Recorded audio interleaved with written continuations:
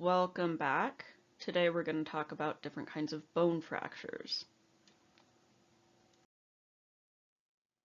There are two main types. Any fracture can be categorized as either simple or compound. Now, simple fractures do not break through the skin, and compound fractures do. You may also hear them referred to as closed and open fractures, respectively.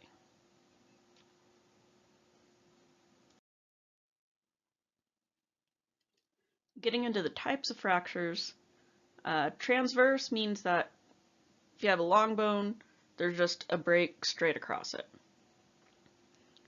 Oblique goes at a bit of an angle.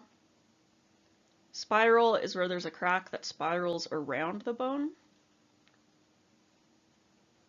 If you imagine, I know someone who got spiral fractures in his hands because he was drilling a hole in something and the bit caught, and so the entire drill just twisted his arm, and that's one way of getting a spiral fracture if you needed that imagery.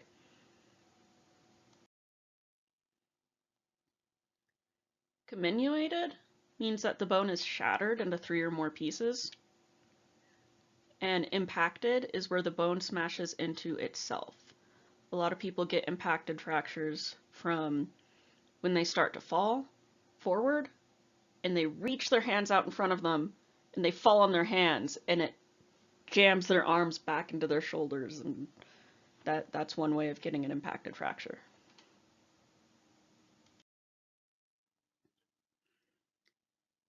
Fissure means that the break is going lengthwise along the bone.